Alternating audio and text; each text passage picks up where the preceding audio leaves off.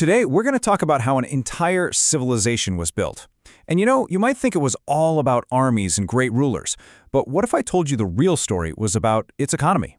We're diving into the powerful link between wealth and society that literally shaped the historical Muslim world. So let's start with a huge question, right? How does money, a system of trade, of goods moving from person to person, actually build the world around us? I mean, from the biggest cities down to the way people live their lives. Well, for a very long time, the Muslim world had a pretty clear answer. And the secret, the real key, wasn't just about having piles of gold or spices. Nope. It was about the incredibly smart, interconnected system that actually created and managed all that wealth. That's what turned it into a thriving, complex civilization. So where do we even begin? Well, like with so many things in history, you have to start with geography. You got to look at the map. I mean, just look at the location. It was perfectly positioned, acting as this massive bridge connecting 3 continents, Africa, Asia, and Europe. It was sitting right on top of major trade arteries like the famous Silk Road. This wasn't just a lucky spot. It was the absolute engine of its power. When you're the middleman for pretty much all of global trade, your cities become these incredible magnets for wealth, for power, and for influence. Okay, so location is key. But what was actually fueling this economic engine? Let's take a look under the hood at the mechanics of the commerce that powered an entire empire. We're talking about some seriously valuable stuff here. Spices from the East, which were worth a fortune, gold coming up from Africa, and beautiful, intricate textiles that everybody wanted. But here's what's really fascinating. It wasn't just physical things being traded. Along these exact same routes, you had culture, science, and brand new ideas traveling too. It was a global exchange of knowledge. And the heart of all this trade, the place where it all happened, was the bazaar. Now, just looking at this slide, you can see how totally different this was from a modern store. Forget fixed prices and standardized products. The bazaar was this dynamic, chaotic world of haggling and negotiation. It wasn't just a place you went to shop. It was the bustling center of daily life. It was a social hub, a news center, really the very soul of the city's economy. Now, with all this trade going on, you've got a pretty big problem. Carrying huge amounts of gold is not only heavy, it's really dangerous. So what was the solution? A brilliant financial innovation called the sock.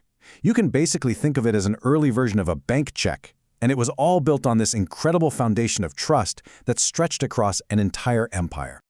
The process itself was so simple yet totally revolutionary. As you can see here, a merchant could deposit their gold with a banker in one city, get a paper sack for its value, and then travel light without worrying about bandits. Then, once they reach a different city, they could exchange that piece of paper for cash with a partner banker.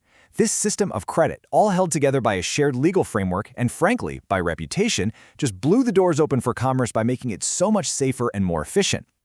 Okay, so you have all this wealth pouring in from trade and these clever innovations. It had to go somewhere, right? So how did all that economic success turn into the magnificent culture we all think of from this period? Well, it actually started on the farms. Thanks to advanced irrigation techniques and new crops, something really revolutionary happened: a massive food surplus. For the first time, society was producing way more food than it needed just to get by. And that surplus became the foundation for everything that came next. And this slide just illustrates that connection perfectly. See, with enough food to go around, you don't just get full stomachs. You get a workforce that's freed up from farming. You get tax revenue that rulers can spend. That surplus wealth could be invested directly into things like grand mosques, huge libraries, and schools. It paid for scientists to do their research and for artists to create mind-blowing art and architecture. So the economy wasn't just supporting the culture, it was actively building it piece by piece. Okay, so we've got this wealthy, complex, and cultured civilization. How is it all organized? Let's take a look at the social blueprint that shaped people's everyday lives. What's really interesting here is that power wasn't just something you inherited. While yeah, the caliphs and rulers were at the top, their authority was balanced by other really influential groups. You had the ulama, the scholars, who held huge influence because of their deep knowledge of law and religion. And, crucially, the merchants held real power. Not because of their family name, but because they controlled the wealth and the trade routes that were the absolute lifeblood of the empire. And this was a remarkably diverse world. It brought together so many different ethnic groups under one umbrella. So what held it all together? Well, the Arabic language became this powerful unifying force. It was the common tongue for business and for learning across vast distances. Society also had this complex structure of roles. For example, women held specific rights including the right to inherit property, which was a pretty big deal for the time. At the same time, non-Muslim communities lived under their own legal codes, but did face certain restrictions. It was this intricate social framework that allowed such a huge and diverse civilization to actually function and thrive. So let's bring all these different threads together. We've seen the trade, the innovations, the culture, the social structure. What is the one big, crucial idea we need to take away from all of this? A lot of the time, we tend to think of the economy as this thing over here, and society as this other, separate thing over there. But that's not the story here. Not at all. The economy was the engine. Every single aspect of the society we've just looked at, from the power of the scholars to the funding for incredible art and science, it was all fueled and shaped by this dynamic system of trade and wealth. And that leaves us with a really big question for our own time.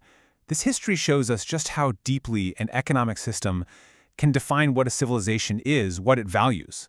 So it kind of makes you think, doesn't it? What kind of world are our own economic systems building today, and who really are they building it for?